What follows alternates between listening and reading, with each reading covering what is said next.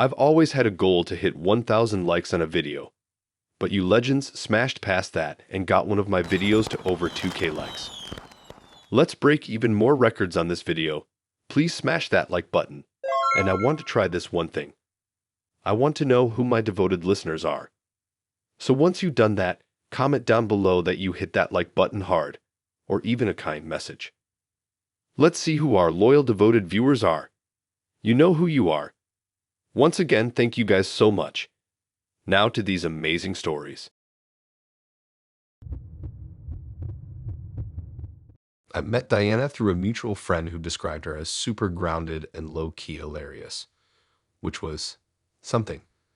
I should have known right there that maybe hilarious didn't mean what I thought it meant. Anyway, we started chatting after she replied to my Instagram story.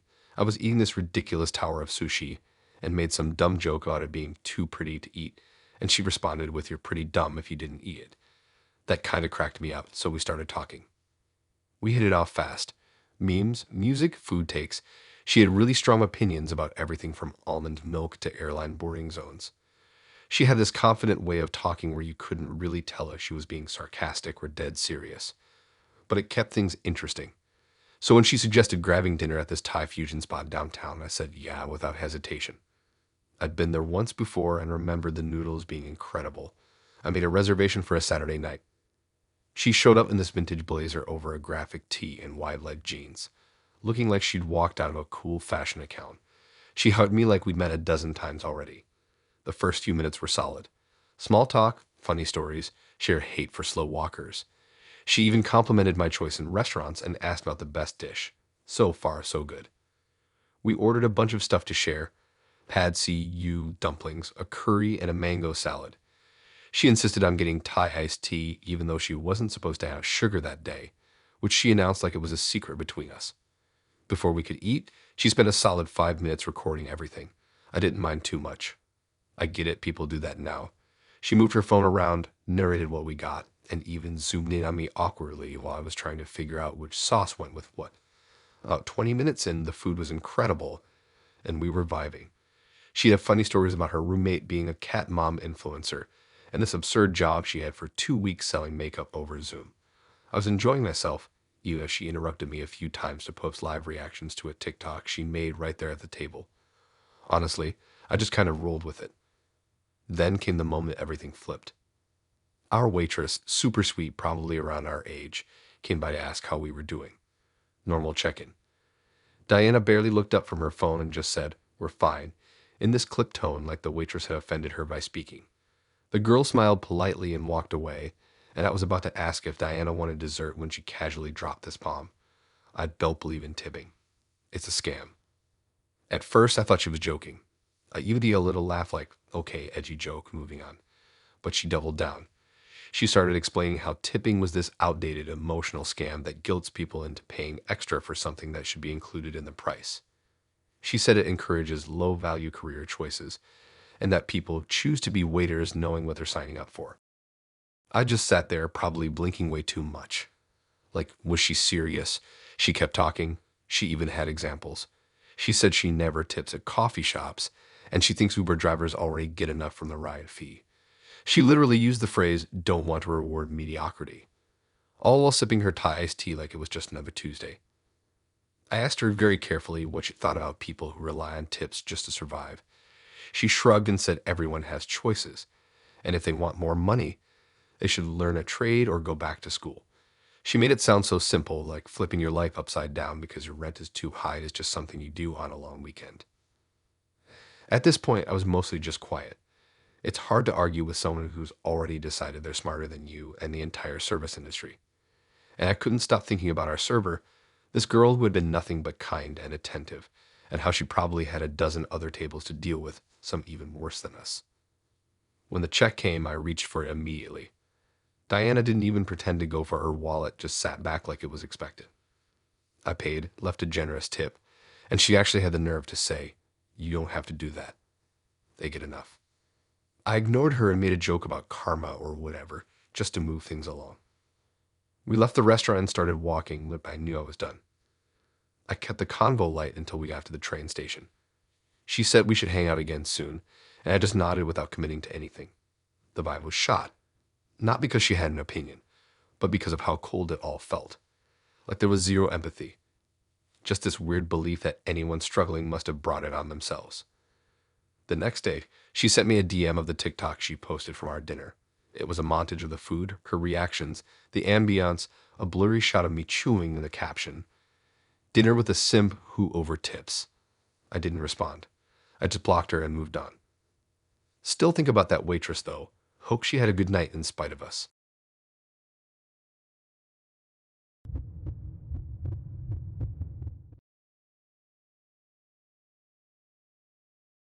I matched with Lincoln on Hinge because his profile made me laugh. His first picture was him holding this ridiculously fat cat, and one of his prompts said, "I'm overly competitive about trivia and pancakes."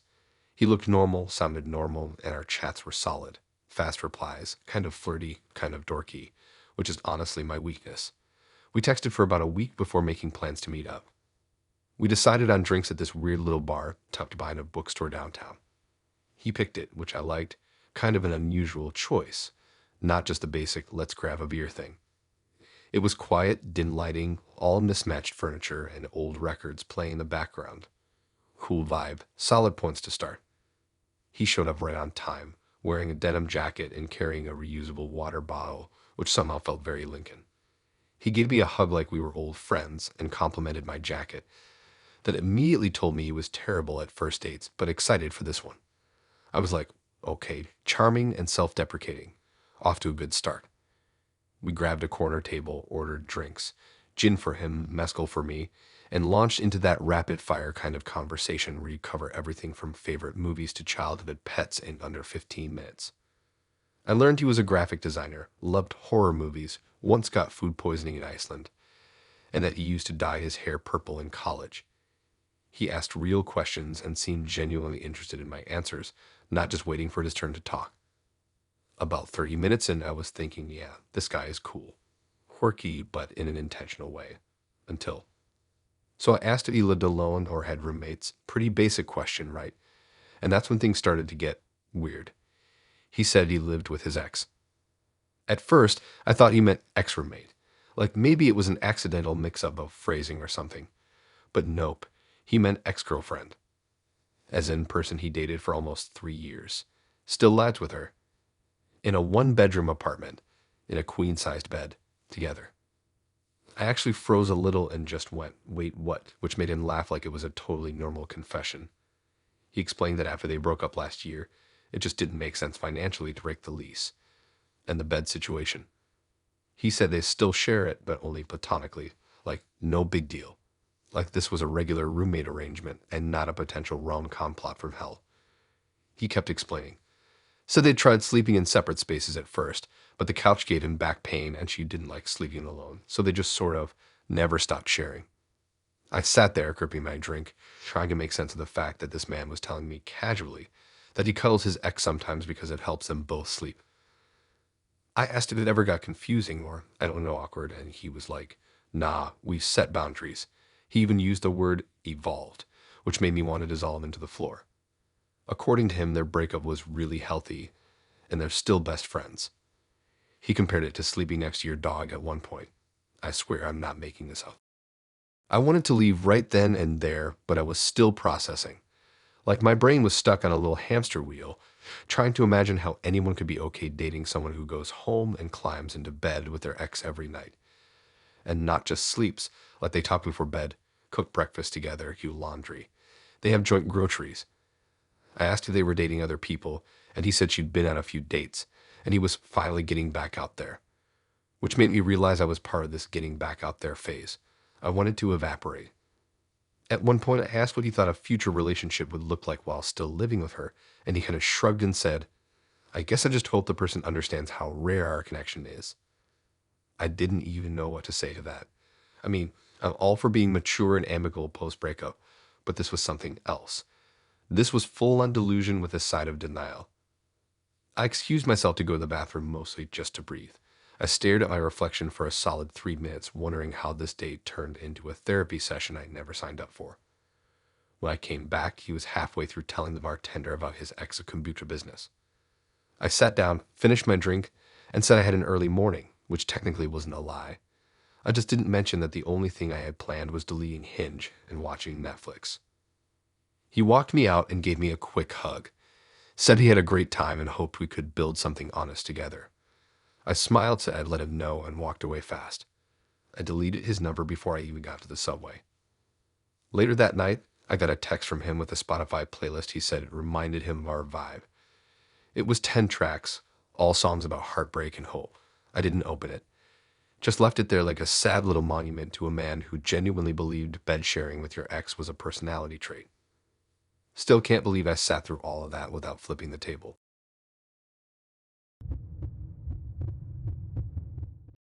So I met Daria through Bumble, which I don't even use that often, but I was bored and she had this cool photo of her skateboarding in front of a mural that looked like it belonged in a cartoon. Her profile had a kind of chaotic energy, something like plant mom, dog on, professional oversharer. And I figured at least she wouldn't be boring. We messaged for a few days. She used a lot of emojis, like a lot. Like she could probably write a novel using only emojis and somehow it would still make sense. But she seemed funny and she wasn't dry, which is already above average for that app, so we made plans. She picked a restaurant, which was this trendy spot in a converted old house, the kind of place with string lights and menu items that don't explain themselves at all. Like the Midnight Roll and Corn Vortex. What is that? No clue. But the reviews were good and she seemed really into it, so I was like, cool, let's go. I got there a few minutes early and she showed up right on time, wearing this ridiculous oversized denim jacket with patches all over it and high-top sneakers that looked like they had definitely been customized by a YouTube tutorial. She looked exactly like her photos, which was a nice surprise. She greeted me like we were already filming a vlog, arms wide, big smile, and the loudest "hey" I've ever heard outside of an airport. I figured, okay, maybe she's just high energy. That's fine. We sit down, start looking at the menu, and before I can even say a word, she's already pulling out her phone and hitting record. I'm not kidding, like immediately, not in a subtle way either. Full vertical camera, tilted toward the table, or talking to it like I wasn't even there. She did this whole intro like, okay guys, I'm on a first date, let's see how this goes. Look at this menu, it's so unhinged. And then turned the camera to me and went, say hi. I froze. I smiled because I didn't know what else to do, and I said something like, hi, I guess. And she cracked up like I was being hilarious. I thought maybe that was just a little opening bit. I figured she'd put her phone away and we'd actually talk after that. Nope. That phone stayed out the entire time. Like propped up on a mini tripod she pulled out of her bag. A mini tripod. At dinner, she had one. In her bag, ready to go. Every single thing we did got filmed. The waiter came over. She filmed the interaction. Our drinks came. She recorded a reaction video. She made me do a fake cheers twice because she didn't like the first take. She tried to get the lighting right by moving candles around like we were shooting a music video. When the appetizers came, she literally stood up, walked around the table, and got B-roll footage of my plate from all angles. I'm sitting there trying to eat, and she's over here like she's on a Food Network competition. And it wasn't even just the food. She recorded our actual conversation. I didn't even realize she was doing it at first because the phone was angled slightly toward us like it was just filming the table. But then she started referencing things we were saying like she was narrating a documentary. Like I said, I just started a new job recently, and she was like, oh my God, you guys, listen to this. He started a new job and he hasn't hated it yet. Wild. It felt like being on a weird live stream, except no one was watching but her, and she didn't ask me if I was okay with any of it. Not once. At one point I tried to say, hey, maybe let's just eat without the camera for a bit. And she kind of laughed and said, this is just how I live, babe. Like it was supposed to be charming or cute. I couldn't even finish a sentence without wondering if it was being recorded or if she'd edit it later to make it into a punchline. I told her a story about my dog eating a sock and having to go to the vet, and she cut me off halfway to say, wait, wait, wait, start that again, but with more drama in your voice. It wasn't a date. It was a content creation session that I accidentally got cast in. By the time the main course came, I was already mentally checked out. I tried eating quickly, hoping we could wrap up soon. Meanwhile, she was doing a fake taste test with sound effects and facial expressions like she was trying to go viral. And the worst part, she wasn't even talking to me. She was performing for this invisible audience that may or may not actually exist. I didn't feel like a person across the table. I felt like a prop. When the check came, she filmed her reaction to the total. She called it an attack on her wallet and then told her phone, "Good thing I'm splitting this." Which, yeah, we split it, no problem. I paid my half fast and didn't even wait for the receipt. We walked outside, and she immediately pulled her phone out again and said, "Okay, guys, the date is over, and we're gonna rate it." She gave me a 7 out of 10 because he wasn't super into filming, but had main character energy. I didn't say anything. Just laughed in that polite way you do when you're trying to get out of a situation without creating a scene. She gave me a quick side hug and said we should collab again sometime. That's literally what she said. Like this was a YouTube crossover episode. I just nodded and walked away. That night, she tagged me in 2 videos. One was a 60-second clip of the entire night sped up with a pop song behind it, and the other was her rating the food, the ambience, and me. I untagged myself, unmatched her, and deleted the app again for like the 5th time this year. So, yeah, that was my dinner date with Daria, or as she called it, First Date Friday, episode 12.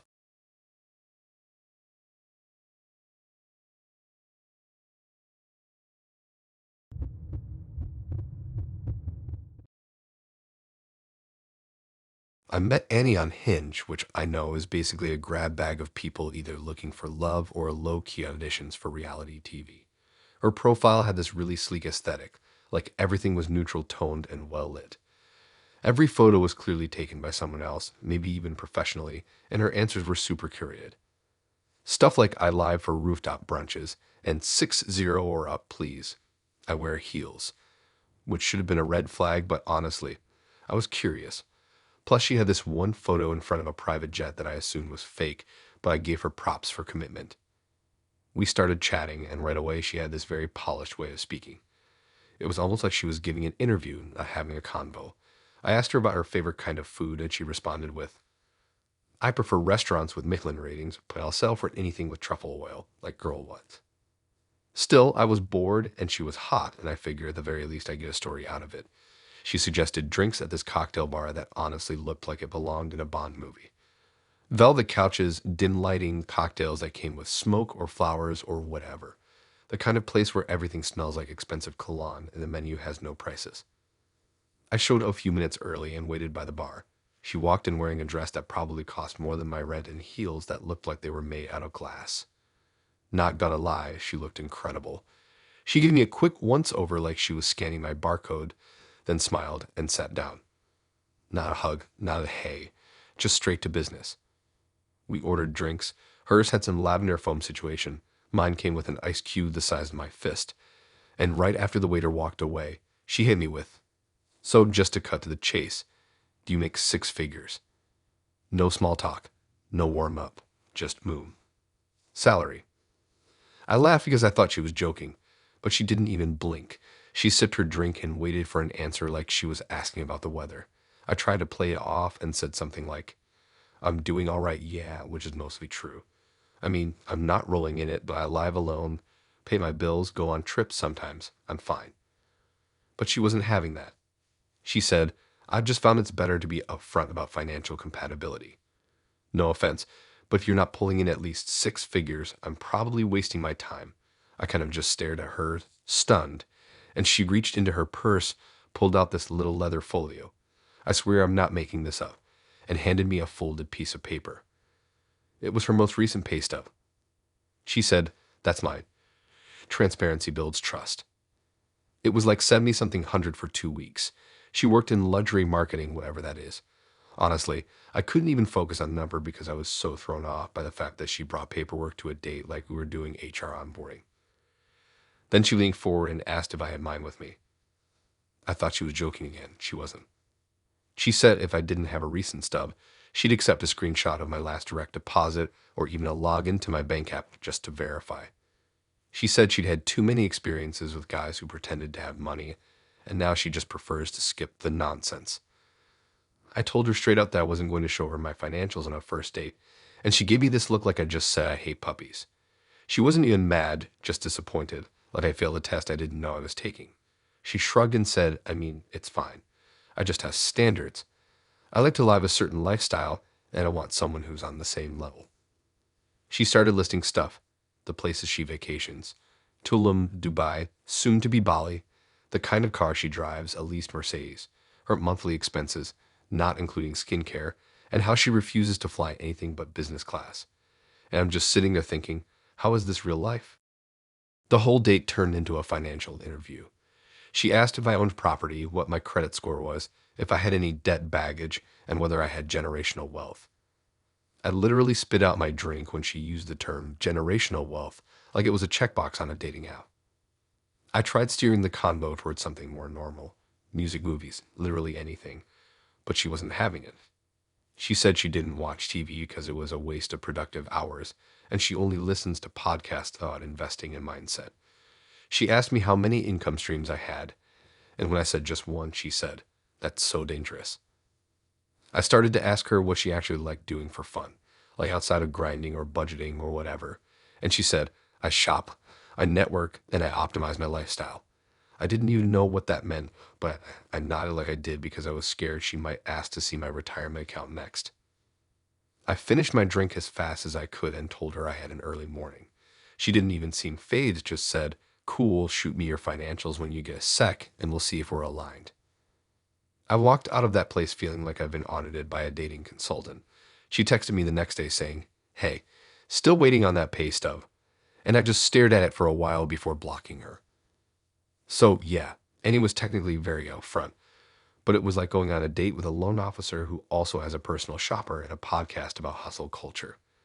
And I never did find out what that lavender foam drink actually tasted like because I was too busy mentally escaping the interrogation.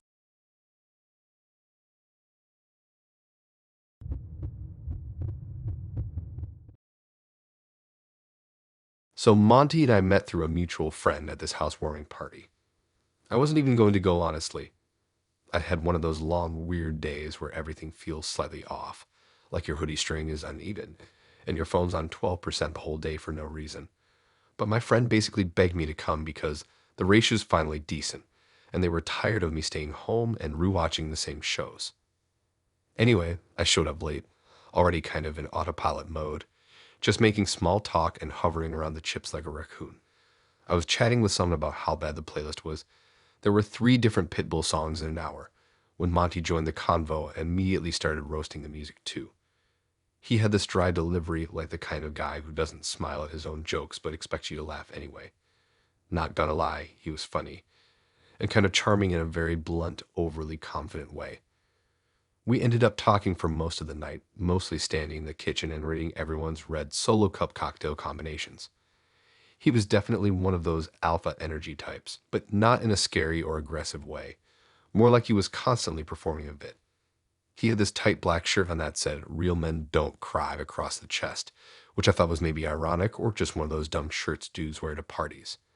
I laughed and asked if it was a joke, and he just grinned and said, "Kinda," but also kinda not. I probably should have clocked that for later, but the conversation was decent enough that when he asked if I wanted to grab lunch sometime, I said sure. He picked this classic sports bar place that I hadn't been to since college. Like giant TVs on every wall, a full menu dedicated to different wing sauces, and the kind of wooden booths that always feel slightly sticky no matter how clean they are. He clearly loved the place, waved at the host like he was a regular, and immediately asked for a table near the good TV. We sat down and ordered wings for him, grilled chicken sandwich for me, and everything seemed pretty chill at first. We were talking about work, stuff we used to watch as kids, dumb things we'd done in high school. But then, out of nowhere, he brought up this tweet he'd seen about men being more open with their emotions now, and he just shook his head and went, "I don't get it. Crying's just not for me." And I was like, okay, that's fair. Not everyone's super emotional. But then he pointed to the shirt, yeah, same one from the party, and said he stands by the message. I laughed, assuming again that he was half kidding, but he started going on this little tangent about how he thinks society is overcorrecting. Like, he said he's not against emotions or anything, but he doesn't think crying helps, and that he grew up being taught to deal with things and move on. I didn't totally agree, but I also didn't feel like it was that deep. It honestly just sounded like a guy who grew up with older brothers and hasn't had a therapy session in his life. Fine, not great, but fine. But he kept going. He said he felt like there's this weird pressure now for guys to act like they're broken or emotional all the time, and that it doesn't feel real when people post crying selfies or write long captions about their mental health journey. His whole tone wasn't angry or hateful, just dismissive.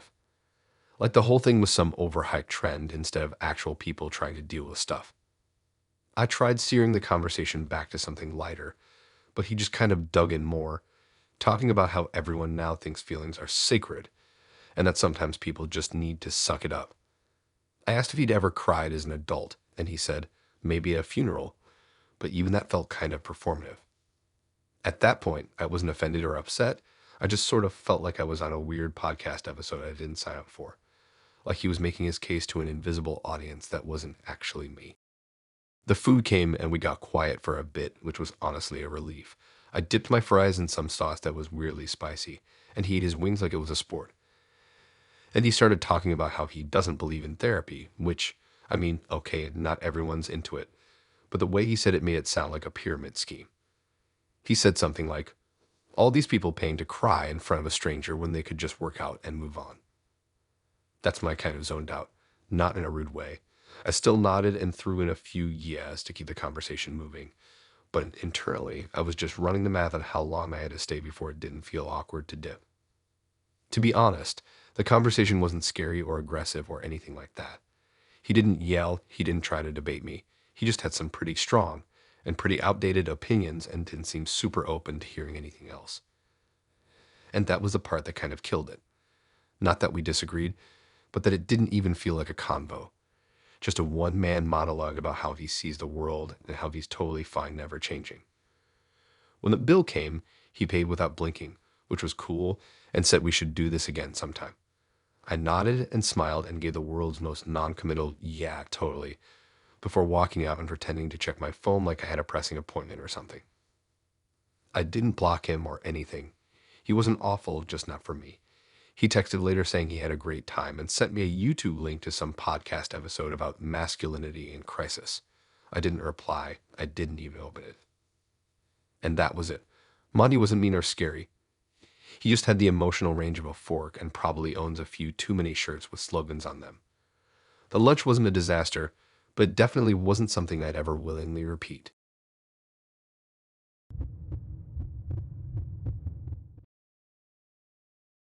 I met Lydia on a random Tuesday night after a pretty tragic streak of dates.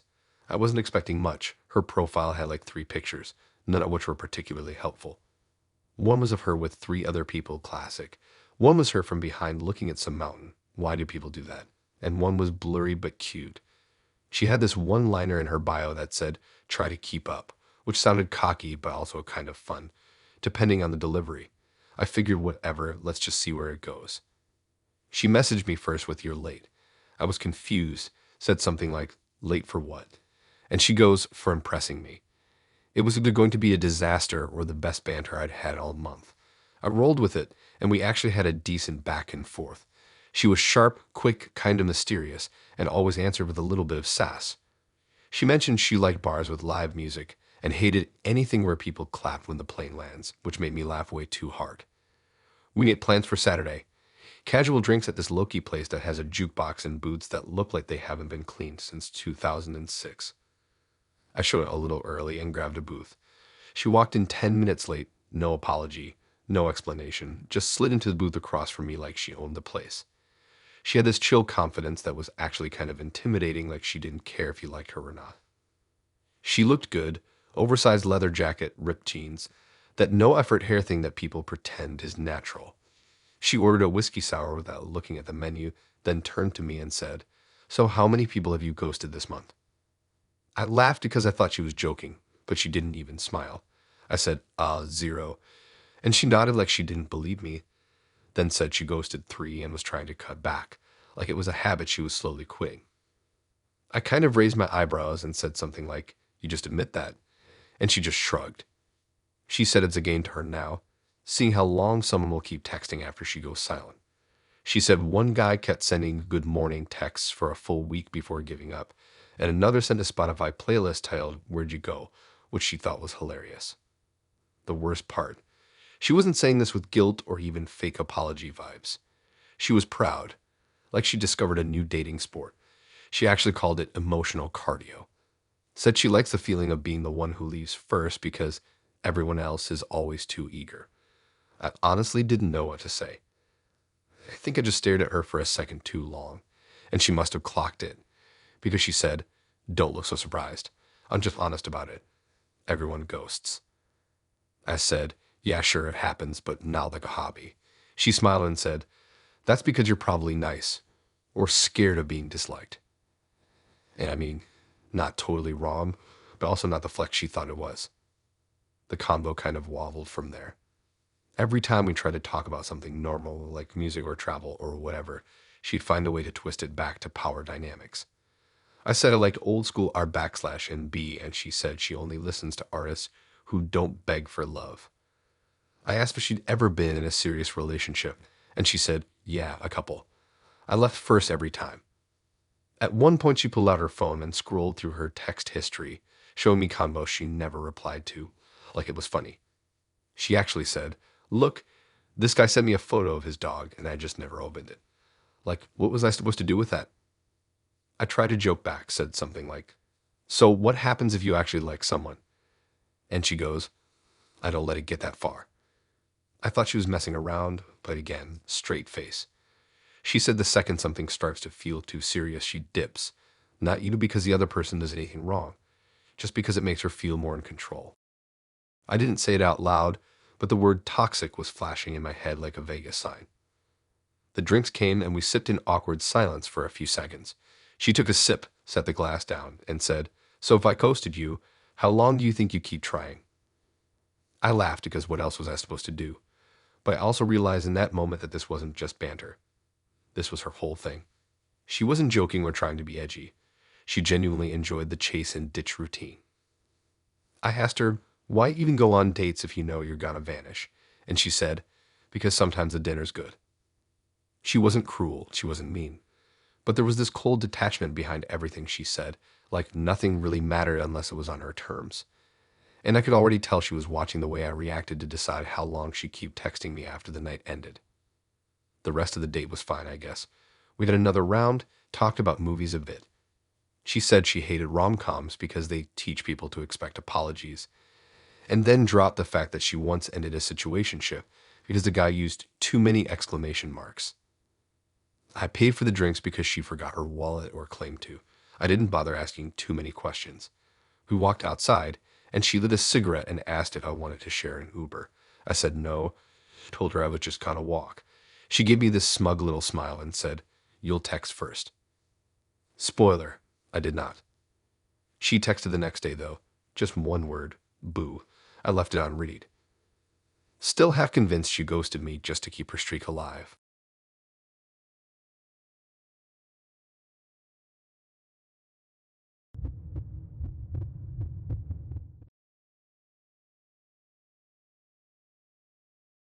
Toby was a Tinder swipe that probably happened out of boredom if I'm being real.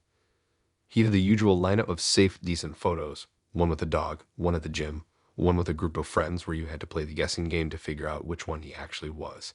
His bio was short and vague, into music, working out, and real conversations. Let's not waste time. Honestly, not the worst I've seen, and he messaged me something basic but normal like, "What's your go-to karaoke song?" Which isn't a bad opener. I answered, he responded quickly, and we ended up chatting for a few days. We decided to grab coffee because he said he wasn't a dinner on the first date guy, which was fine with me. Less pressure. We met at this little indie coffee shop that had those massive windows and way too many people pretending to write screenplays on their laptops. I showed up first and grabbed a seat near the window. Toby walked in right on time wearing a hoodie, joggers, and white sneakers that probably cost more than my laptop. He gave me a nod instead of a hug, which I thought was kind of funny. Like we were business associates meeting for a project update. He ordered an iced black coffee, no sugar. I got a latte because I have taste. We sat down and started talking, and at first it was fine. He asked a couple of thoughtful questions, nothing super deep, but better than the usual. "So what do you do?" Script. We talked about music, favorite cities, and a little about our jobs. He worked in IT support at a startup, said he liked it enough, and I told him about mine. So far, pretty chill. Then the conversation drifted, I don't even remember how, into current events. I think I mentioned something about a documentary I watched, and Toby just groaned. Full eye roll. He goes, "Politics. Don't even get me started." Now, I wasn't trying to get anyone started, but clearly something had been bubbling under the surface because he launched into a whole thing. He said politics were a scam, that voting was useless, and that people who followed the news like it's a TV show are brainwashed. I kind of tried to laugh it off and said, okay, but you vote though, right? And he just shook his head and said, hell no. What's the point? I waited for him to explain. Oh, he did. He said the system's rigged and it doesn't matter who's in charge because they're all the same. Classic line. Then he said that people who spend time arguing about politics are just addicted to outrage. He compared it to sports fans who yell at the TV but never play the game. I think he thought he was being deep. I was still trying to be open-minded, thinking, okay, maybe he's just disillusioned or trying to sound edgy. But then he pivoted. Hard. He started talking about immigration. And not in a here's a nuanced opinion way. No, it was more like, why are we letting so many people in when we can't take care of the ones already here? I think I blinked about 8 times in a row. He said something about how his neighborhood used to be quiet and now everyone's speaking different languages. I asked what he meant by that, and he said, you know what I mean, which, no, I did not. Not in the way he clearly wanted me to. It felt like one of those moments where you realize someone's worldview is way more cooked than you expected. He wasn't yelling or anything, but it was the calm confidence in the way he said all this that made it worse, like he genuinely believed he was being reasonable. He said immigrants don't assimilate anymore, and that America's losing its culture. I asked what he thought America's culture was, and he literally said, well, just normal stuff. English traditions, the flag. It was like arguing with a Facebook comment section in real life. At this point, I started mentally backing out of the date. I wasn't trying to fight with him in the middle of a coffee shop next to a guy working on his screenplay and a couple holding hands over their matches. But I also wasn't going to nod along that this was fine. I asked, so, you just don't believe in voting and think the country's being ruined by people who weren't born here? And he said, basically, someone's gotta say it. Yeah, definitely not me. I finished my latte in record time, told him I had to get going, and started gathering my stuff. He didn't seem offended, just said, all right, your loss, and gave me this weird little salute like he was in a movie no one else was watching. I walked out of there like I was escaping a fire drill. On the way home, I deleted the chat thread and unmatched him. I actually laughed out loud when I remembered he listed real conversations only in his bio, like, yeah, man, you definitely brought the realness. I just wasn't ready for a TED talk on why the country's falling apart because of people who speak Spanish at the grocery store. Still can't believe we started with karaoke and ended with a monologue on nationalism. Wild.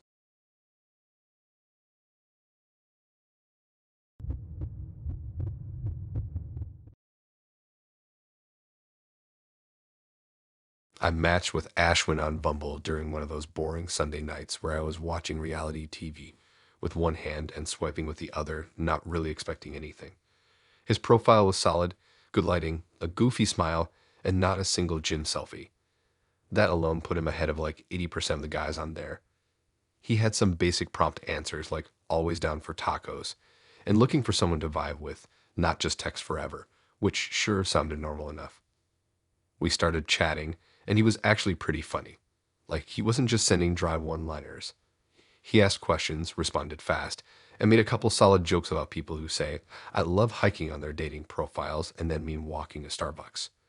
So we moved to texting pretty quick, and after a couple days, he asked if I wanted to grab dinner. I said sugar, and he suggested this Indian place near the Arts District. Said it had the best garlic naan in town. I'd never been, but I looked it up and it had good reviews, so I was down. We met there on a Thursday night. It was one of those casual but nice spots. Cozy lighting, lots of plants, the kind of place where they play chill music and bring out free papadum. Ashwin showed up a few minutes after me, wearing a light jacket and jeans, super relaxed. Gave me a hug like we already knew each other, which was kind of nice. Right away, he complimented my earrings and made a joke about how he wore his eating pants because he planned to go in on the butter chicken. So far, so good. The conversation started out pretty smooth. We talked about jobs, college, siblings. He was a product designer for a tech company and apparently working on some kind of app to track sleep. He asked me a bunch of questions too.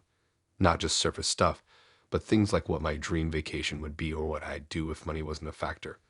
I was honestly impressed. Then halfway through the meal, He kind of leaned back and got this thoughtful look on his face, like he was about to ask something serious. And I should have known something weird was coming, because he started it with, "Okay, so this might sound kind of traditional." He asked me if I'd ever consider being a stay-at-home wife. I kind of blinked, trying to figure out if he was serious or if this was a setup for a joke. But nope, totally serious. He said that in his ideal future, his wife wouldn't have to work if she didn't want to, that he'd provide everything and she could just focus on the home, kids, whatever. He added that it wouldn't be like a 1950s thing, just that he thought women shouldn't feel like they have to work once they're married or have kids. At first I thought, okay, he's probably just one of those people who grew up in a super traditional household and never really questioned it. But then he kept going. He said he felt like women working full-time while also raising kids was kind of unfair, and that nature didn't really build us for that. Yeah. He literally started talking about nature like he was channeling National Geographic or something. Said he's not against women working, but that once they have kids, it just makes more sense for them to stay home. He even said, and I quote, "It's just more efficient that way." I was sipping my mango acid during this and almost choked. Not because I was offended right away. Honestly, it was more that I was confused. Like, this dude seemed totally normal for the first half of dinner. Funny, chilled, smart. And now he's giving me a PowerPoint. Well, verbal, but same energy, on why my future role should involve cooking and managing the household. I asked him if he'd be okay staying home while his wife worked, and he laughed like I told a joke. He said no because men are wired to work, and that he'd get bored if he had to stay home all day, which kind of gave away a whole double standard, but I don't think he even noticed. I was trying to keep it light, so I said, "What if your future wife loves her career?" And he said, "That's fine until kids are involved." Then added, "I'm not saying she can't have hobbies or side projects, but the focus should be the family." Again, I wasn't offended so much as just done. He wasn't being aggressive or mean about it. He was calm, polite, probably thought he was saying something kind or thoughtful. Like he thought he was being generous by offering this whole "you don't have to work" idea. But it just came off like he didn't really see women as full humans outside of marriage and motherhood. The rest of dinner was kind of awkward. I tried changing the subject, but it always circled back to family values or the roles people play in relationships. At one point, he even asked what kind of mom I thought I'd be, and if I'd be okay with having a big age gap between kids because spacing them out is better for the mom's recovery.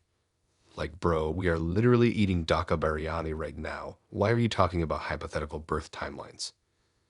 I finished my food faster than I probably should have, then used the classic early morning meeting excuse. He offered to walk me to my car, which I said no to because I parked like 4 blocks away, lie, and he gave me a very enthusiastic, "Let's do this again soon," as I dipped. Later that night, he texted me a link to an article about why traditional family structures still work. I didn't respond.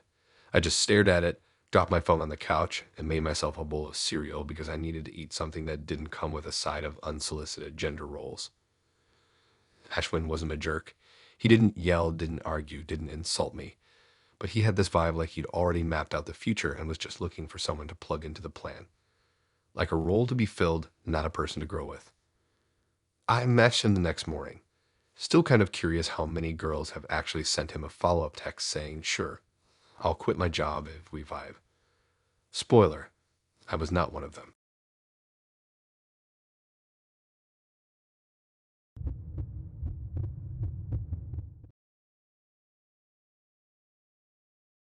Last week I matched with Ruby on this app, and right away she stood out.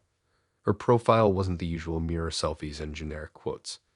She had these cool vintage-looking photos, one of her at an outdoor book market, another petting a goat. I don't know why that one made me laugh so hard. And a bio that said, "My dad says I'm a great catch." At the time, I thought it was just a quirky joke. Like, oh, cute, she's got dad humor. Nothing to be alarmed about. We started chatting, honestly, it went well.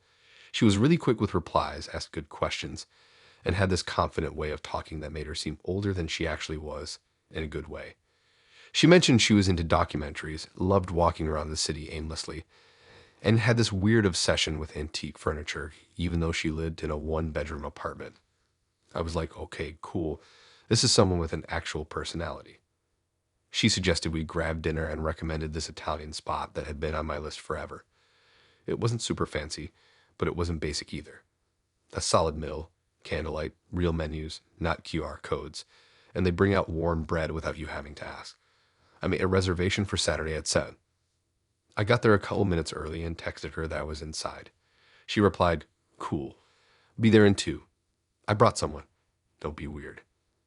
I stared at the message for a second, thinking maybe it was a joke or she meant her dog or something random like that. I responded, "Hi, what?" And she didn't reply. Then she walked in with her dad. I mean, full-grown adult dad. Dressed in a button-down and jeans, like he was meeting his accountant, not crashing his daughter's first date.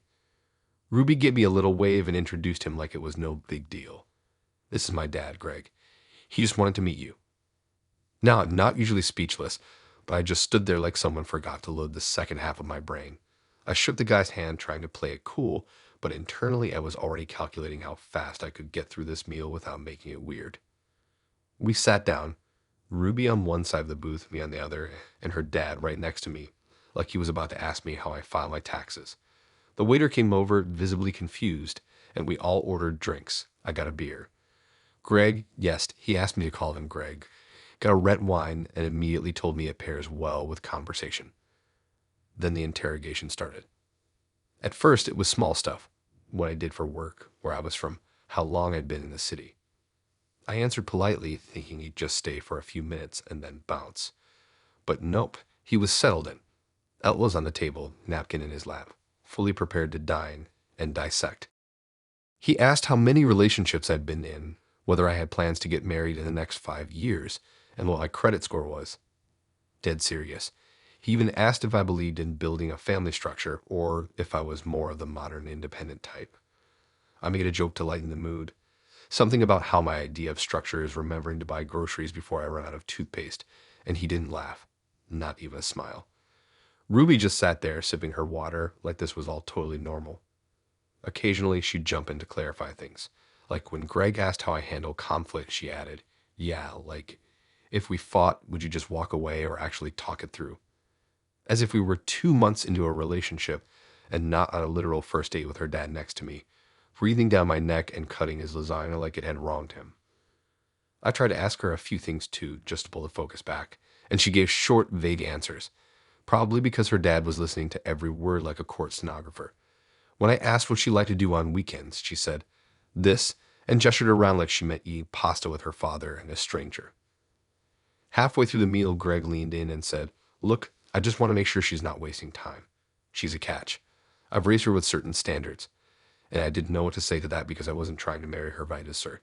I was just trying to have a nice dinner and maybe see if we had chemistry that didn't involve an older man watching my every move like I was about to propose and commit tax fraud at the same time. By the time dessert came around, which I didn't order, thank you very much, I was emotionally fried. I was polite, respectful, tried not to say anything sarcastic that would trigger a follow-up question about my life goals or moral compass. When the check came, Greg pulled out his wallet, slapped down his card, and said, "This one's on me. Thanks for answering everything." Ruby smiled like he just gifted us a puppy. We walked out, and Greg finally gave us a minute alone. He shook my hand again, told me to keep things intentional, and went to wait in his car. Ruby looked at me and said, "Well, that went well. He liked you." I didn't know whether to thank her or run. I just said, "Cool, yeah, thanks for dinner," and gave her a hug that felt more like a handshake. She texted me the next day saying she had fun and hoped I wasn't weirded out. I didn't respond. I didn't know how to respond. Because nothing in life prepares you for meeting a stranger's dad before you even know her middle name. Nice guy. Terrifying date.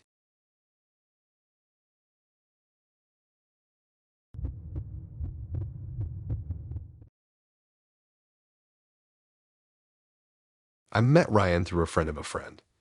You know those setups where someone swears you'll totally get along because you both like oat milk and have anxiety. It was one of those. My friend said he was cool, kind of artsy, and emotionally intelligent, which I now realize was probably a misinterpretation of talks a lot about his feelings but hasn't actually done anything about them. We met for coffee at this quiet little shop near the park, the kind with mismatched chairs, chalkboard menus, and jazz music playing at a volume no one actually enjoys. He showed up right on time wearing a denim jacket with a hole in the sleeve and these old school headphones around his neck, like he was either coming from a studio session or just trying to look like he had one. He had one of those laid-back auras, like everything was an inside joke, even if he didn't get it yet. We got our drinks. He ordered an Americano while I got a Che, and sat at a little table near the window. Right off the bat, the conversation was good. He had opinions on everything: books, movies, city planning, don't ask, and the weird way people hold their phones when they FaceTime in public. I liked how he talked. It wasn't rehearsed, and he actually listened when I said stuff. It was vibey, at least for the first half hour. Then he brought up his past relationship, which I expected. I mean, it's a first date, you swap some backstory. No big deal. But instead of saying ex or former partner, he said wife. So I kind of paused, not in a judgmental way, just caught off guard. I asked, "Oh, you were married?" And he goes, "Still technically, yeah. But like, we're separated. In spirit." I just stared at him for a second because that wasn't a phrase I had ever heard before in my entire life. I said, "What do you mean by that?" And he leaned back like he was about to tell me a story he'd told himself 100 times. He said they hadn't officially filed anything, but they'd emotionally parted ways. Apparently, they still lived in the same apartment. Rent in the city is brutal, according to him. But they slept in separate rooms and had totally different lives. At that point, I was like, okay, this guy is either delusional or way too comfortable with gray areas. He tried to spin it like it was very modern and very healthy. Said they were being mature about the process and didn't feel the need to rush things with paperwork and lawyers. He told me, "We don't fight, we just coexist. Like roommates, it's actually really peaceful." Cool roommates who were married, who never filed for divorce. Totally normal, right? He went on to explain how they still shared groceries, sometimes cooked dinner together out of habit, and how they check in emotionally every couple weeks just to stay on the same page. He actually said, "It's more evolved than most divorced couples, honestly." At this point, I started to mentally detach. Not in a dramatic way, just in the slow sinking oh no realization that this man was on a first date while actively living with his wife and calling it spiritual freedom. I tried to gently ask what the long-term plan was, like were they going to separate legally at some point? And he said, yeah, eventually, but there's no deadline on healing. Which sounded nice in theory, but also very convenient when you're the one not actually making any moves. I asked if she was dating other people too, and he shrugged and said, maybe. We don't really keep tabs, we trust each other. Which again, very evolved or very chaotic, depending on how you look at it. Then he said something that really got me. He leaned in and said, "You get it though, right? Marriage is just a contract. The connection matters more than the document." Like he expected me to nod and be impressed by his spiritual philosophy. I said, "Sure, but I feel like if you're on a first date, it's not totally crazy for someone to expect you to not be still married." He said that's a limiting belief, that people are too obsessed with labels and that healing doesn't follow a calendar. I don't even know how many times he said the word healing, but it got to the point where I felt like I was being recruited into some sort of breakup retreat. I finished my Che and glanced at the clock like I had somewhere to be, even though I didn't. He kept talking, said he didn't want to hide anything, that honesty was the most important thing to him, which I guess is true. He was honest. He just thought being honest made it okay to bring your half-dissolved marriage on a coffee date with a stranger. He asked if I wanted to go for a walk through the park and keep the conversation flowing, but I politely declined. He smiled and said, "No pressure." This was really refreshing. I nodded, said, "Yeah, thanks for the transparency," which felt like the most neutral thing I could say, and dipped. He texted me a few hours later saying, "Felt a real connection today. Let's keep it open and see where it flows." I didn't respond. I couldn't figure out if he wanted to date me or add me to some emotional timeshare rotation. It wasn't the worst date, but it was definitely the most technically married one.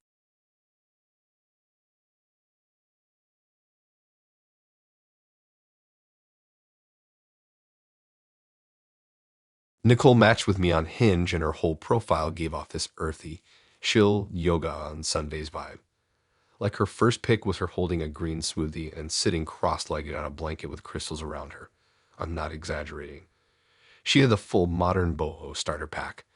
Plant emojis, aligned energy in her bio, and a prompt answer that said, "If you can't respect my veganism, we're not gonna vibe." I was like, okay, cool.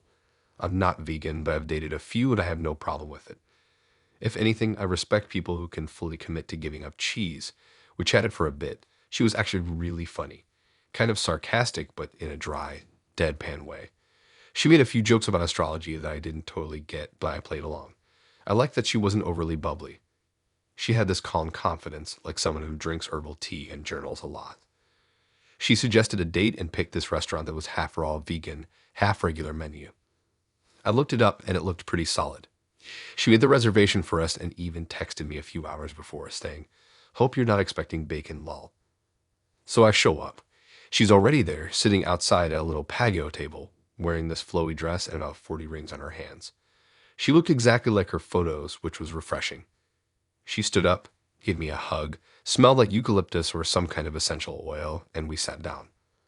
The server came by and gave us menus, and I noticed she didn't even look at hers. Just said, "I already know what I'm getting."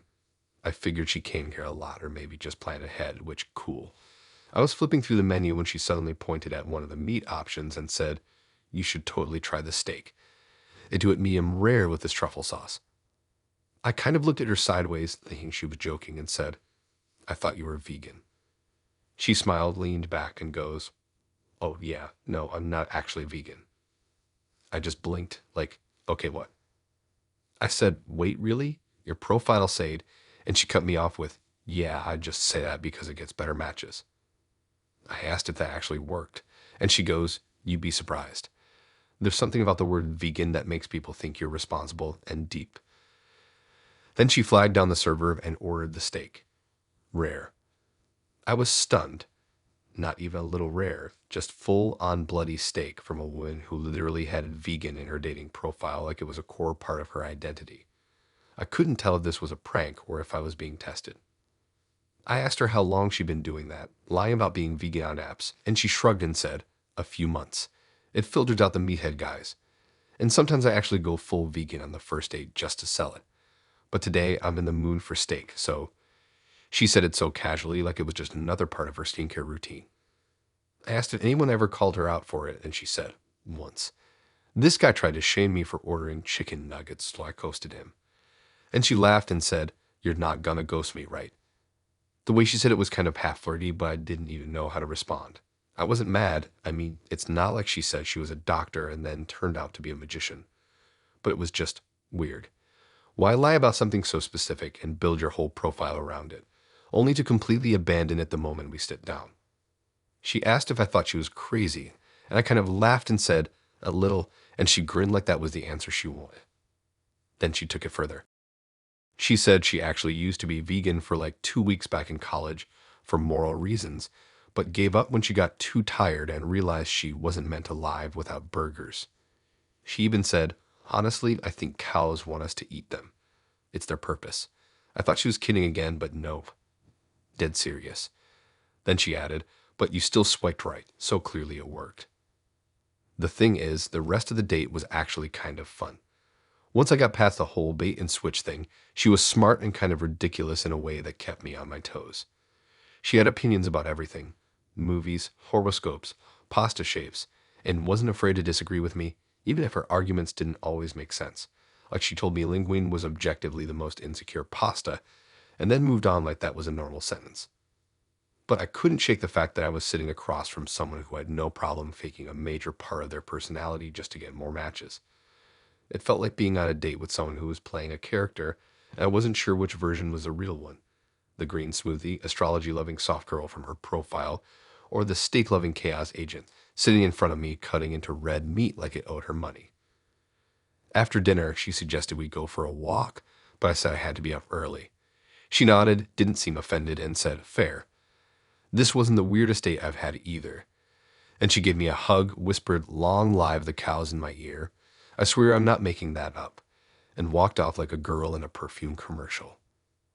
She texted me later that night and said, "So when's round two? I promise I'll be vegan next time if it'll win you back." I never replied. So, yeah, Nicole wasn't a vegan. She was just a really committed liar with great skin and a solid steak order.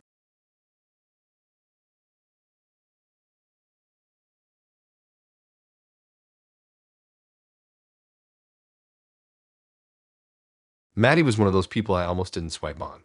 Her profile gave off major pick-me energy, but in a subtle way. Her bio said stuff like, not a fan of drama, love a man who takes charge. And I'm not like other girls. I cook. You know the type. But the pictures were cute, and she seemed like she'd be entertaining at the very least. Plus, we have few shared interests, movies, sushi, being mildly judgmental, so I figured why not. We started chatting, and she was honestly kind of funny. Her messages were quick and playful, with just the right level of sarcasm. She asked decent questions, didn't give dry one-word answers, and said she preferred texting over long conversations because FaceTime gets her stress dreams. Relatable. After a few days, we made plans to grab drinks at this rooftop bar she liked that had a decent happy hour and those fake plants all over the walls. One of those places that tries way too hard to look spontaneous. I got there a little early and grabbed a corner couch. She showed up 5 minutes later in a leather jacket and boots that looked like they could stomp through a riot. She looked good, no complaints. Confident walk, solid eye contact, hid that smirky smile thing like she already knew how the night was gonna go. We ordered drinks. She got something citrusy, I got a beer, and settled into the small talk. It was fine. Normal stuff. Work, family, favorite movies. She told me she worked in event planning but hated most people. I told her I did freelance design work, and she said that was hot because creative guys are usually messed up in the right ways. I wasn't even sure what that meant, but I pretended to be flattered. Things were going all right until she asked what I thought about traditional relationships. I thought she meant, like, long-term versus casual or something. I said I was open to something serious if it felt right and I wasn't in playing games. She nodded and said, same, but I only do it the natural way. I asked what she meant by that, and she said, I only date guys who know how to put me in my place. I blinked. Thought maybe she was joking, but she was already sipping her drink and looking at me like that was the most normal thing anyone could say on a first date. I tried to laugh it off and asked, like, as a kink or? And she said, no, like in general. I think women have forgotten how to let men lead. It's messed up the whole system. Cool.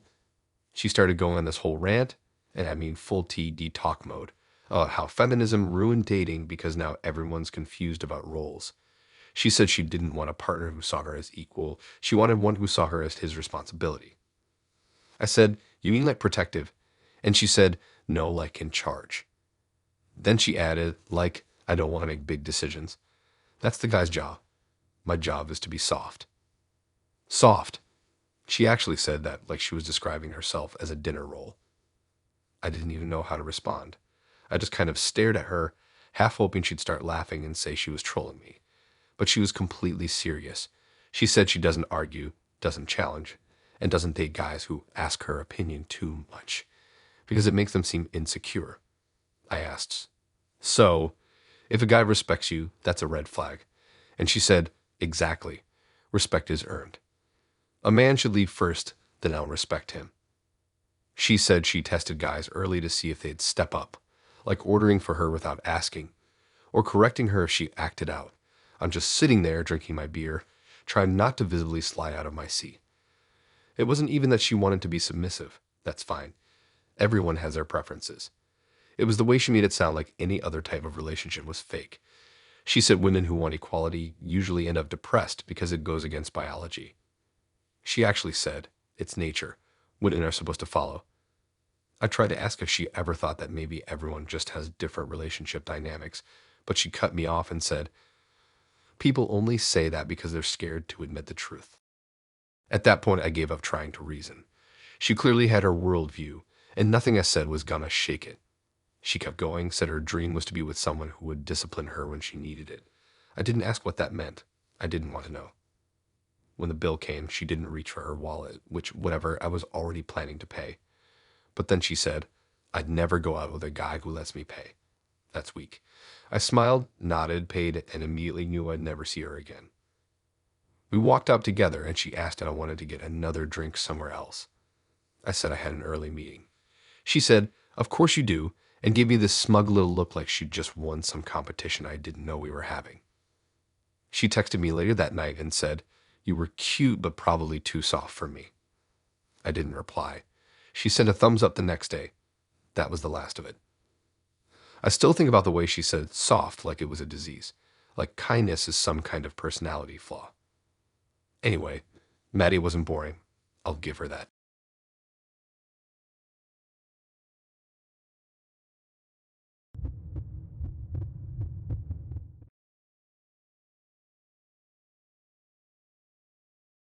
All right, so Kyle is one of those guys who seemed totally harmless at first, like aggressively normal.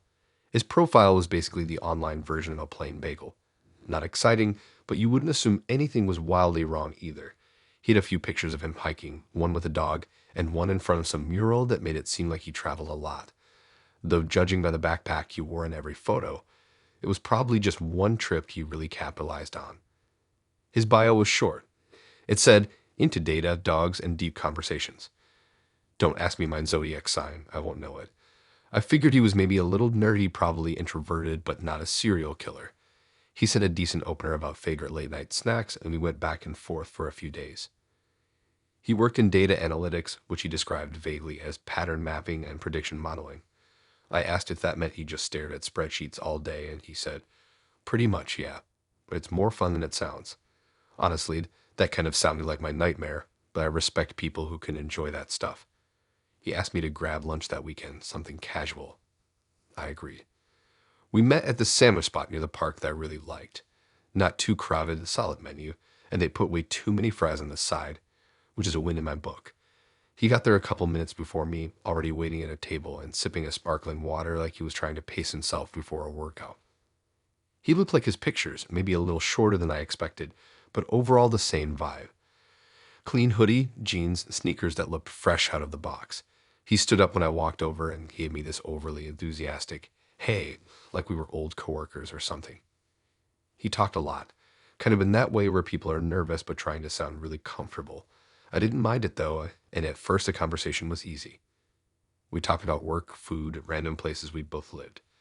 He told me about his dog named Mango who has anxiety and wears a thunder vest all the time, which honestly made me like him more for a second.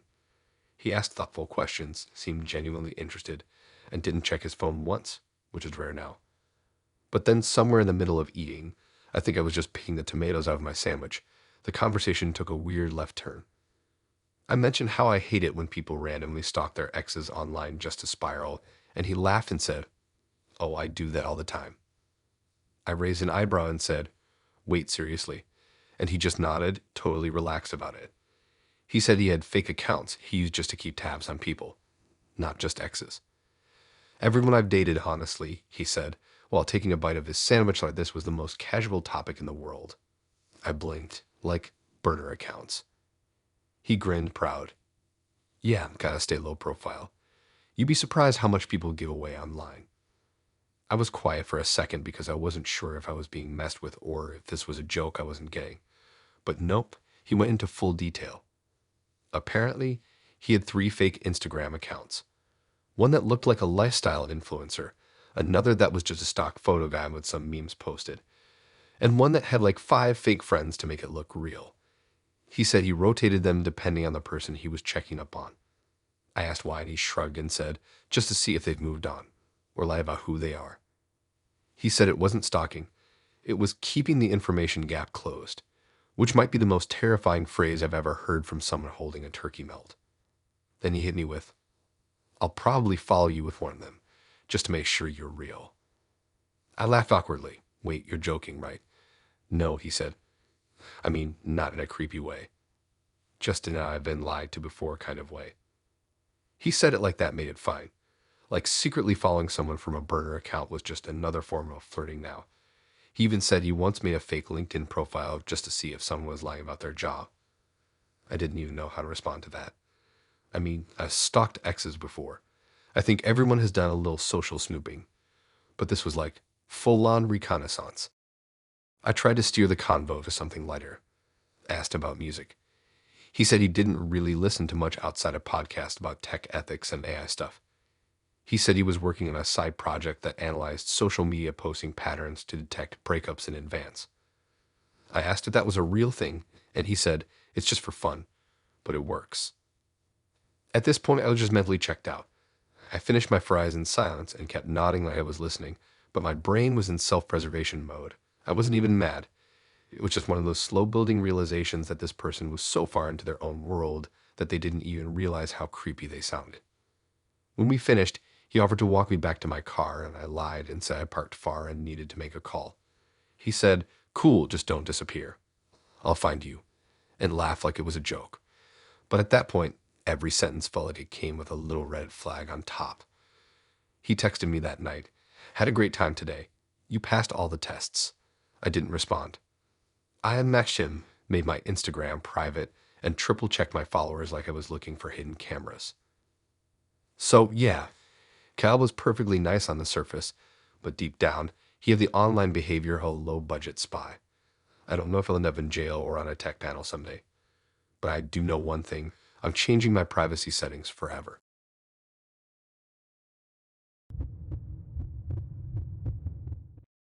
So Josh was one of those guys who comes off really smooth on apps, but you've definitely rehearsed this kind of way. Every message he sent felt like it had already been sent to 5 other girls before me. His profile had all the textbook green flags.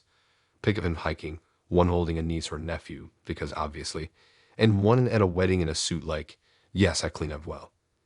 His bio said something like, "Chivalry isn't dead, I just took it out for dinner," which I rolled my eyes at but also kind of respected for the effort.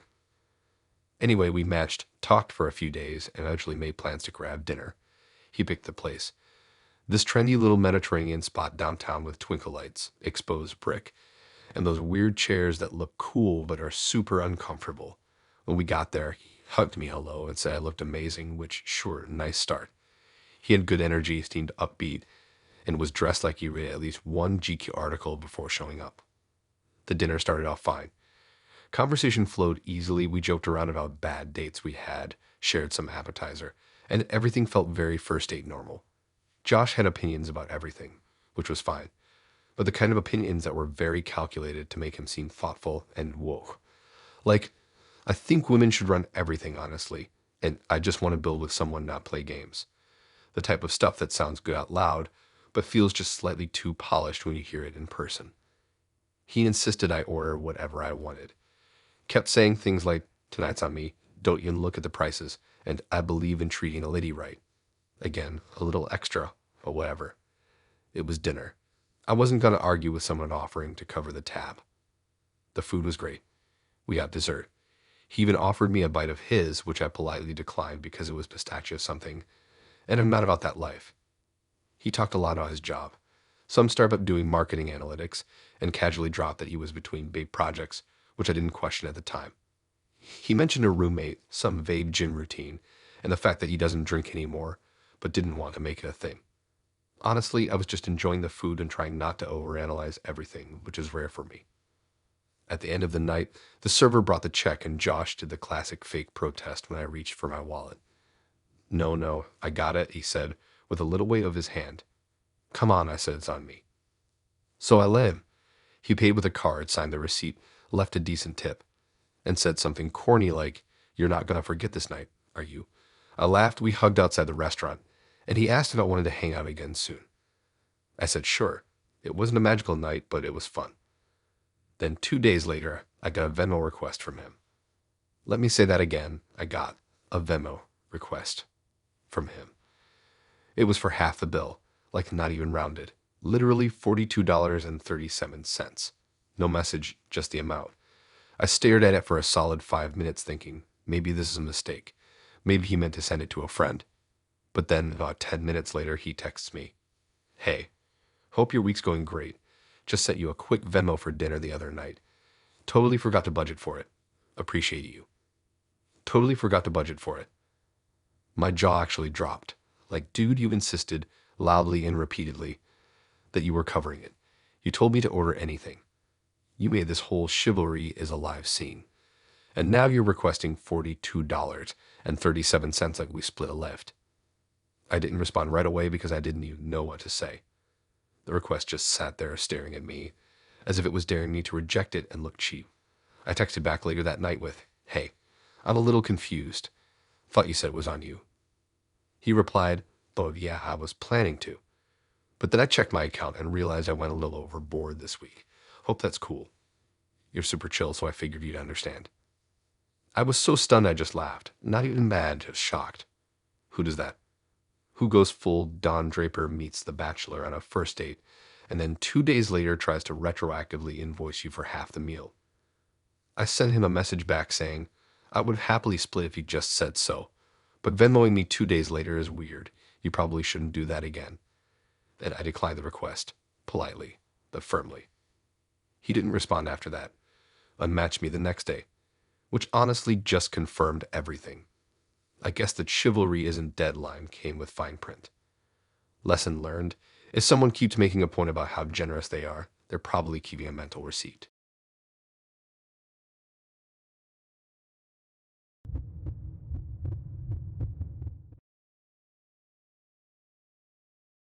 Amanda and I matched on Bumble, and at first, she seemed super normal.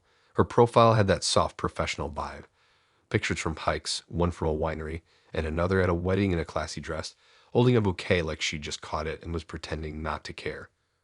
Her bio said, I Google restaurants obsessively before I eat at them, which made me laugh and felt relatable. She worked in HR for some healthcare company, said she was into cooking, documentaries, and getting to know people deeply. That last part hits different now. Our chats were easy. She was sharp, funny, and asked actual questions that weren't just copy-paste small talk. Stuff like, if you could teleport anywhere right now, where would you go? And what's a weird family tradition you grew up with? I liked that she wanted to go past the surface a little. She was also quick to make plans, which I appreciated. None of that endless texting back and forth. We agreed to meet up for drinks at this cocktail bar that had cool lighting and leather couches and a bartender who looked like he was born holding a shaker. I showed up 5 minutes early, and she was already there, sitting in the corner with a menu and a half smile, like she'd already analyzed the drink list and the clientele. She stood up to hug me, complimented my shoes, and we sat down. Everything was normal at first. We ordered drinks. She got some gin thing with rosemary smoke. I had a whiskey sour, and we started talking. It was flowing well. We covered basics like work, siblings, where we grew up. Then I mentioned I had a sister who recently moved to Chicago for a new job. And that's when things started getting strange. She tilted her head a little and said, Oh, right, she works at that design firm on Michigan Avenue, doesn't she? And I just stared at her for a second like, wait, what? I said, How do you know that? And she just smiled and said, I looked you up. Not just me, my whole family. She said it like it was totally fine, totally normal, like she Googled everyone she matched with and didn't see the big deal. I was still wrapping my brain around it when she added, Don't worry, I only looked at public stuff. LinkedIn, Facebook, whatever came up. It's just smart.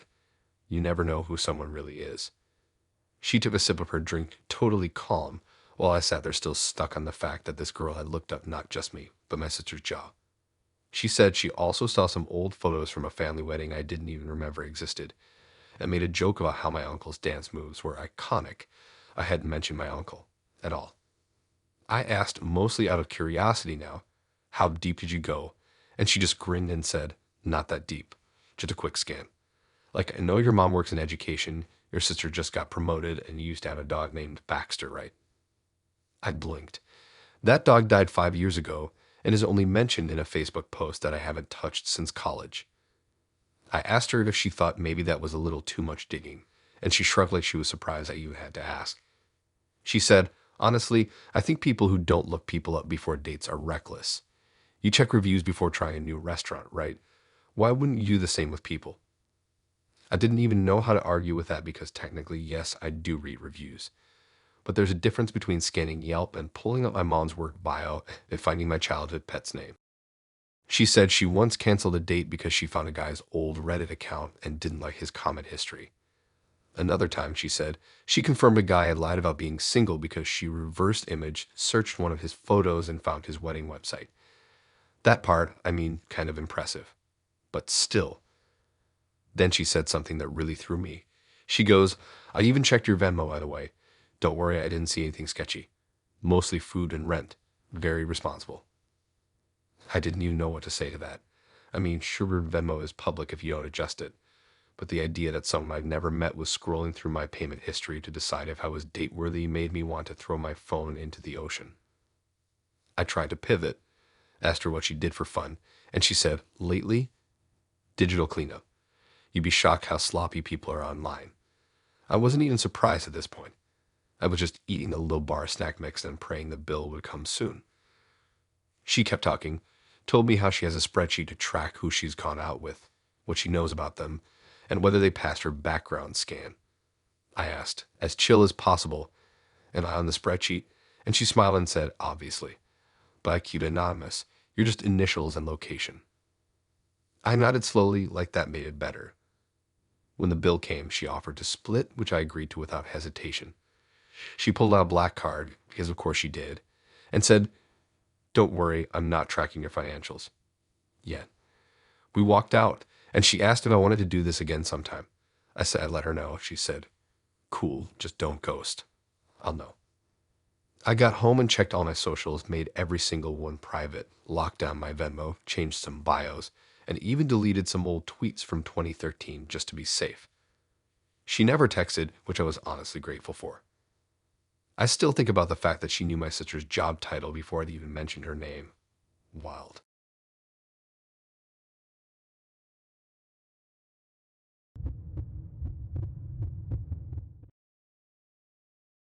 Amir and I matched on a Wednesday when I was deep in a doom scroll session, half watching a bad reality show and half wondering why every guy under 35 had a fish in their profile picture.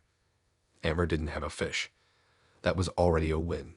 His photos were clean, casual, a mix of gym selfies, a beach trip, and one where he was petting a llama. I don't know why that one stuck with me, but it gave him a sort of quirky edge. His bio said, "Looking for someone to laugh with, lift with, and maybe lift me up emotionally too." Cringy. A little, but not the worst thing I'd seen that day. We started chatting, and he was definitely more of a texter than a talker. You could tell by how often he dropped emojis in completely unnecessary places. Like he'd say, "Just got home," or "leg day." But still, the conversation flowed. He asked about my favorite cheat meal, what music I listened to at the gym, and whether I'd ever considered doing a bulk cut cycle. At first, I thought he was just into fitness and trying to relate, so I gave him the benefit of the doubt. After a few days, he asked if I wanted to grab dinner. Somewhere with protein, he said. We settled on this chill Korean barbecue spot because it was casual, noisy enough to not be awkward, and yeah, full of protein. I met him there on a Saturday night. Amber showed up in joggers, sneakers, and a muscle tee like we were heading straight to a workout afterward. He wasn't rude or anything, just one of those guys who clearly thought comfort greater than effort. He gave me a brogy little half hug and said, "You look cleaner than I expected," which I wasn't even sure how to take. I laughed it off and said, "Okay, thanks," and he nodded like he'd just given me a real compliment. We sat down, started grilling meat, and made small talk. He told me about his job as a personal trainer, the protein powder brand he's trying to partner with, and how he hasn't eaten bread since 2022 except on his birthday. I was kind of zoning out but nodded along, chewing on some bulgogi and pretending to be interested in his deep analysis of whey versus casein. Then, in the middle of dinner, out of nowhere, he asked, "What did you weigh in high school?" I choked a little on my rice. I looked at him like he'd just asked me my blood type and credit score in the same sentence. I laughed awkwardly and said, "Why?" And he shrugged and said, "I'm just curious. People's transformations fascinate me, like before and after stuff. It tells you a lot about discipline." I said, "I don't really remember, even though I absolutely did." He said, "Ballpark it." And I told him, "Nope." Tried to say it light, but also firm enough to signal, maybe don't ask people that. He wasn't even embarrassed. He just nodded like he respected the dodge and then hit me with, "Well, would you be willing to lose 10 pounds if it meant we could be more compatible?" I thought he was joking. He wasn't. He said he wasn't saying I was overweight or anything. "You're still cute," he added, as if that would help. But he just found that chemistry works better when people have aligned fitness goals. He kept using the word alignment like this was a company off-site, not a first date. I said, "So you're asking if I'd lose weight for you?" And he goes, "Not for me, for us. For our potential." I couldn't believe I was sitting there listening to a guy in joggers ask me to lose 10 pounds to improve our compatibility. I wasn't even offended in a dramatic, throw my drink way.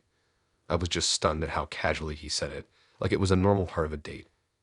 Like how some people ask if you're a morning person, and he's just like, "Could you be lighter though?" I didn't even answer. I just started focusing on eating because I figured if I was going to have to sit through this nonsense, I might as well get my money's worth of grilled meat. Meanwhile, Amir kept going, said he thinks more couples should talk about aesthetic expectations early on. That attraction is just as important as trust, and that he's not shallow, just honest. Classic. Then he started telling me about his ex who apparently gained relationship weight and how it really changed things for him. He said she stopped putting in the effort and it made him feel disrespected. I asked if he ever told her that directly, and he said, well, kind of by hinted. I said, like, how? And he goes, subtle stuff. Like sending her gym memes, suggesting hikes. Nothing says love like passive-aggressively damning someone a squat challenge. After that, I was fully checked out. I gave short answers, stopped making eye contact, and just kept looking at my phone like I had something important to do, which I definitely didn't. He didn't seem to notice. He just kept talking, now about how he's working on his own fitness app and how hard it is to find women who match the grind. When the check came, I offered to split, mostly because I didn't want him thinking I owed him anything after that nonsense. He said, no, I got it. Least I can do after dropping some truth bombs, and gave me this smug little wink that made me want to eat a breadstick out of spite. We walked out and he said, let's do this again soon, maybe after a few workouts. I laughed, not kindly, and said, yeah, probably not. He gave me a fist bump, which I did not return, and walked away like he'd crushed it. He texted me later that night saying, you've got potential. Let me know if you want a meal plan. I didn't answer. Just deleted the thread and added no trainers to my mental dating filters. Hammer thought he was giving motivational advice. I thought I was having dinner. Turns out, it was just a weird, unsolicited consultation I had never asked for.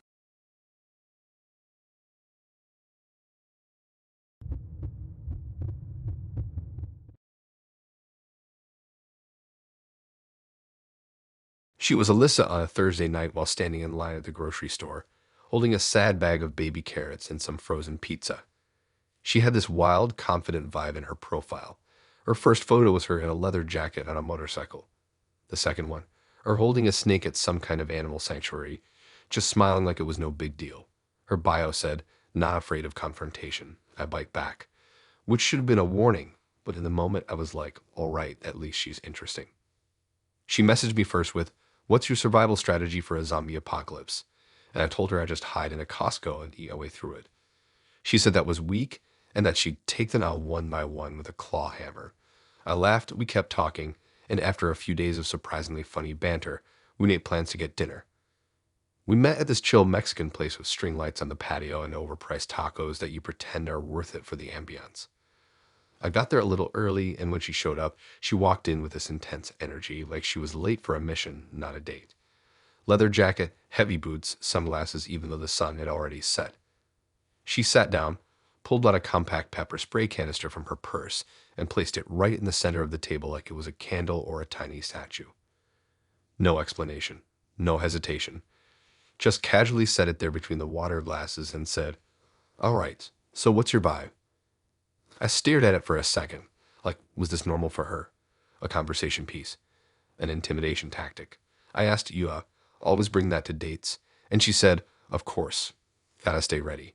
She leaned back in her seat and added, used it once. Not because I had to, just to make a point. That threw me off. I tried to laugh like it was a joke, and she gave me a look that made it very clear it wasn't. She said the last guy she went out with tried to playfully tickle her waist while walking her to her car, so she hit him with a blast, just a warning shot, right near his shoes.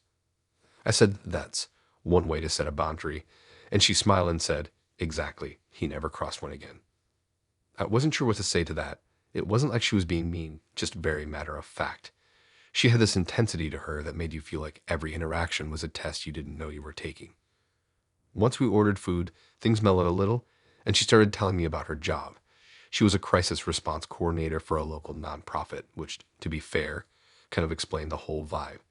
She said she didn't have time for games, nonsense, or men who flinch too easily. She asked if I'd ever been in a fight. I said no. She said, would you run or freeze if someone pulled a knife on you? And I was like, I don't know, probably try not to get stabbed. And she said, wrong answer, you take control. She said all this while pouring extra hot sauce onto her enchiladas like it was water. The thing is, I wasn't even uncomfortable, just kind of confused. She wasn't being aggressive toward me, just super intense about everything.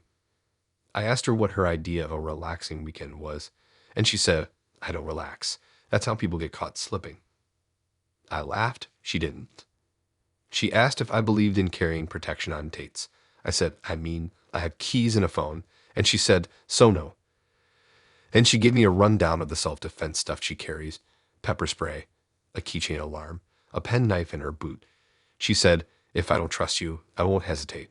And even if I do, I still stay alert. I get being cautious.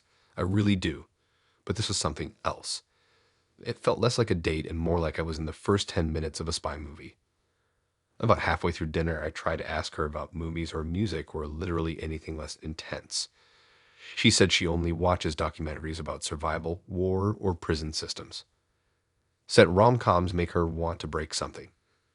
I asked what kind of music she liked, and she said, I have a playlist for breakups, workouts, and violent storms. That's it.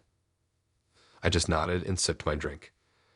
Then, casually, she asked if I'd ever hurt someone emotionally, and before I could answer, she said, don't lie, I can tell. I said, I think everyone has at some point. And she smiled and said, good, I respect that. Just don't waste my time. At that point, I was just trying to survive the meal without setting off some invisible alarm. She wasn't rude, she wasn't cold. She was just alert. Always. She talked about her ex like she was giving a debrief on a hostile negotiation. He didn't listen, so I left. No emotion, no drama, just facts. When the bill came, I offered to pay, and she said, split it. I don't let men pay until I know they're not cowards. I said, fair, and pulled out my card. As we walked out, she pocketed the pepper spray like it was nothing and said, this was solid. You didn't talk over me, and you didn't get weird about the spray. Better than most. I said, cool, thanks, and she gave me a quick pat on the back like I'd just finished basic training. She didn't hug me. She didn't even really say goodbye. Just walked off into the night like she had another mission to complete. She texted me the next day saying, not terrible. Might be open to round 2. TD. I never replied.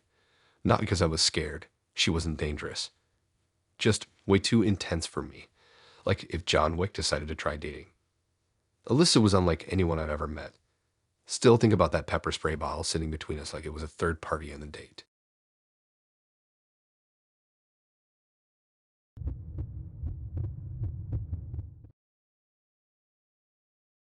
Let me just say this up front. I wasn't even planning to go on the date. I had already canceled on Mozem once, using some vague excuse about work, even though the real reason was that I just wasn't in the mood. You know when someone's messages are just too eager, like they got energy for both of you? That was him. Always texting first, always double texting if I didn't answer, sending TikToks I hadn't asked for. He was trying really hard, not creepy, just a little much. But eventually I gave in. Partly because I felt bad, partly because my friend told me, you literally have nothing else to do tonight. Just go and get free coffee. So I said yes, and we agreed to meet at this cozy cafe near the park that stayed open late and had fairy lights in the windows. Looked cute enough. He was already there when I arrived, sitting outside, wearing a beanie and scrolling through his phone like he was trying to look unbothered. When I walked up, he stood quickly, gave me a big smile, and said, you look even better in person, which I think was supposed to be a compliment, but sounded like something he practiced in the mirror. We went inside, ordered drinks. He got black coffee. I'd had a chai latte because I'm a stereotype, and sat at a tiny round table in the corner.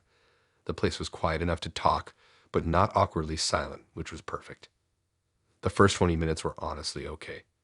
He was friendly, made solid eye contact, talked a little too fast, but was clearly trying to impress me without being super intense.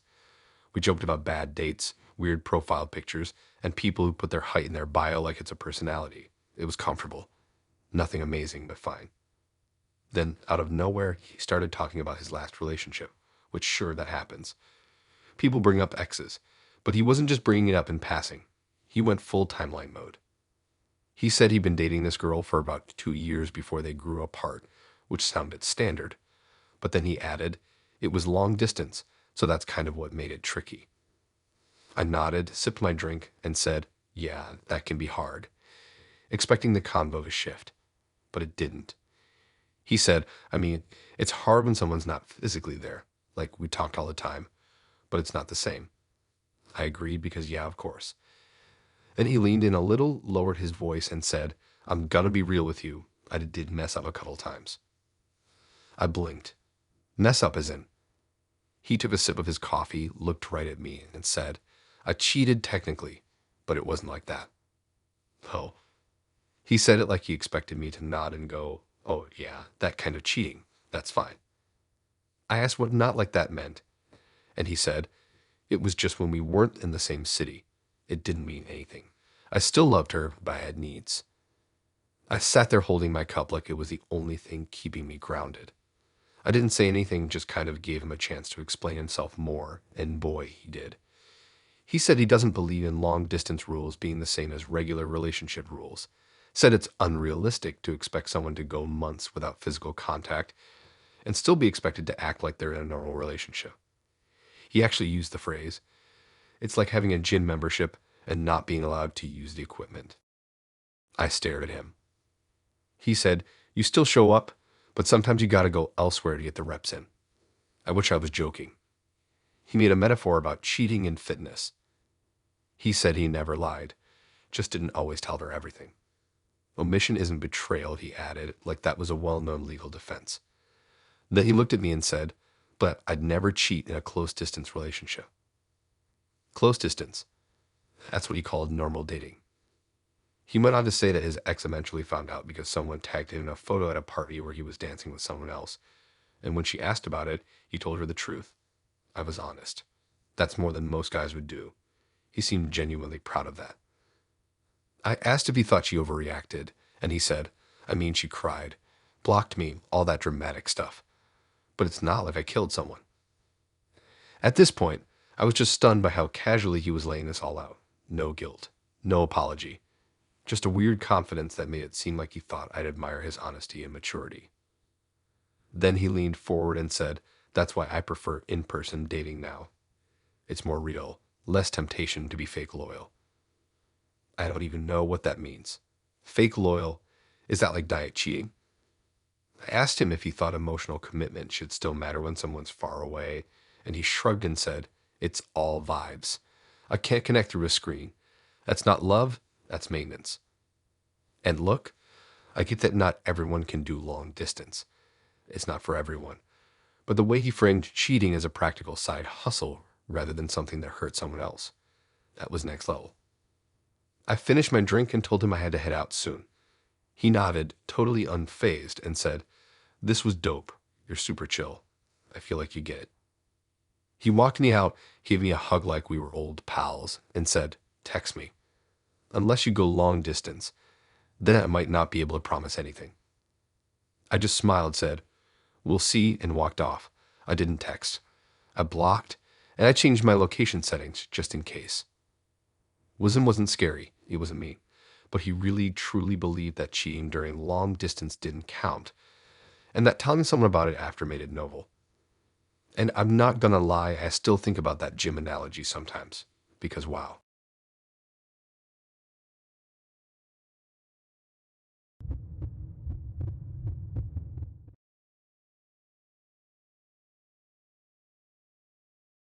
I remember I met Caitlin at a friend's birthday party, not through an app, which already made her stand out.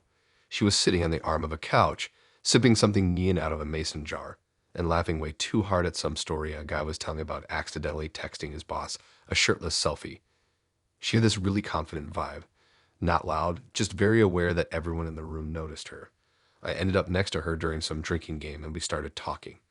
It wasn't super deep or anything, but she had good energy and made a few sarcastic comments that landed, which is rare. We swapped numbers at the end of the night, and she texted me the next day with, "You seemed like one of the only normal ones." Drinks. That sounded good to me. Low effort, chill vibes, no small talk through DS. So we picked this trendy bar in the Arts District, the kind of place with overpriced cocktails, neon signs, and way too many couples sitting on the same side of the booth for no reason. She showed up wearing a leather jacket, gold hoops, and this "don't mess with me" eyeliner. Gave me a quick hug and slid into the booth like she'd been there 100 times. The first few minutes were solid. We talked about the party, how we both knew the birthday girl, laughed about the guy who spilled an entire beer on himself during a flip cup. She was easy to talk to, confident, opinionated, kind of a firecracker in a fun way. Then things took a turn, and not in the dramatic, "oh no, she flipped the table" kind of way. More like a slow creeping realization that we were definitely not on the same page.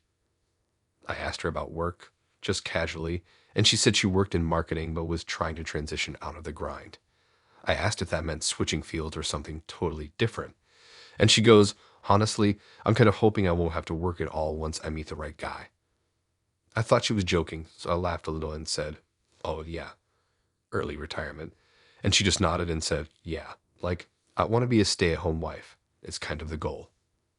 I blinked, took a sip of my drink, waited for her to crack a smile or say, kidding, but she just kept going. Said she grew up with clear gender roles and she liked that. Said she wasn't built for the 9 to 5 hustle and didn't believe splitting everything down the middle made sense in relationships. Her exact words were, why would I want to be 50-50 with my man when I could be the prize? I didn't even know how to respond to that. I wasn't offended, just kind of thrown. Like I was sitting across from someone who looked like she listened to Megan Thee Stallion, but was talking like a 50s housewife influencer. I asked her if she thought she'd get bored just staying at home, and she said, not if I do it right. I'd focus on the house, the aesthetic, the vibe. Maybe have kids. I'd host amazing dinner parties. It's actually a full-time job if you do it properly. She said it so confidently that for a second, I almost forgot how wild it was that she basically said that she was looking for a man to sponsor her lifestyle. She said she didn't want to be one of those women who works all day, comes home tired, and then still has to cook dinner. Said she wanted to pour into her man so he could focus on providing. I asked, would you be cool with the reverse? Like if your partner wanted to stay home and you worked. And she scrunched her nose like I just asked if she eats cereal with water. She said, no offense, but I don't respect guys who want to be taken care of. That's not masculine to me. That's roommate energy. Roommate energy. That one stuck with me. At that point, I realized this wasn't just a preference. It was a whole belief system. She talked about how she didn't believe in modern dating and how she thinks feminism confused people. She said she didn't want to compete with her partner. She wanted to compliment him.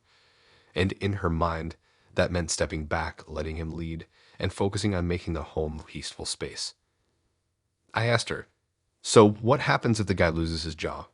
Or something happens and you have to work? She shrugged and said, that's different. I do what I have to do. But the goal is always in providing and me softening. Softening. That word. It was like she was describing herself as a duvet cover. She went on to say she wasn't interested in men who were too emotional or too into therapy. Said it gave her the ick when guys talked about boundaries or healing or self-care. She wanted someone solid and firm, someone who makes decisions and takes control. I don't want to wear the pants in the relationship, she said. I don't even want to own them. By the end of the conversation, I wasn't even debating her. I was just watching this whole worldview unfold like I'd stepped into a TikTok comment section in real life. She wasn't angry or unhinged or anything, just completely locked into this idea that relationships only work if the woman submits and the man leads. We finished our drinks, and she smiled and said, you're cute. I could see this working if you're down with traditional roles. I said, I don't think I'm the guy for that, but I respect your honesty. She nodded like she expected it and said, it's not for everyone.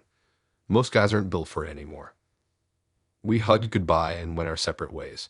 She texted me the next day saying, let me know if you change your mind about the roles thing. I didn't answer. Caitlin was confident, charismatic, and absolutely not for me. I don't need someone to be the prize. I just want someone to split appetizers with and talk about how weird life is. I'm not looking for a housewife. I'm looking for a human.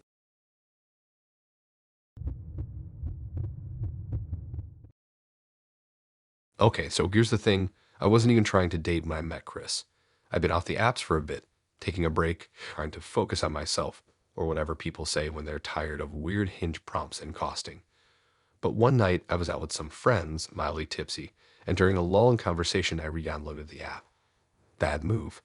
You already know where this is going. Chris popped up within 10 minutes. He had a clean profile, button-up shirt, standing in front of a bookshelf. Looked like he knew where his passport was. Bio said something like, I rate restaurants, spreadsheets, and bad reality TV. And I remember thinking, okay, at least he's self-aware. I messaged him first, which is rare for me, but I was bored and he seemed safe. We talked for a couple of days. He was smart, knew a lot about movies, used full sentences, and wasn't one of those guys who answered every question with lol true. So that was already above average. He suggested dinner, picked a solid spot, Not too fancy, but cool enough that I wouldn't feel weird showing up in something semi-decent. The night of the date, I was running a few minutes late. Texted him to let him know, and he replied with, "No worries, I factored in buffer time." That should have been the first clue. What kind of person talks like a project manager when you're just grabbing food? I got to the restaurant, and he was already at the table. He stood up when I walked in, smiled, pulled out my chair, all very polite. He had this nerdy clean look. You know the type. Hair neatly parted, shirt tucked in, watch that probably syncs with 3 calendars. We ordered drinks, started talking, and honestly, I wasn't unimpressed. He was interesting. Knew random trivia, asked good questions, didn't talk over me. He told me about his job, some kind of data analyst role at a tech company, and how he loves organizing things. I said something dumb like, "So you're into spreadsheets?" And he said, "Oh yeah, big time." It sounded like a joke. It wasn't.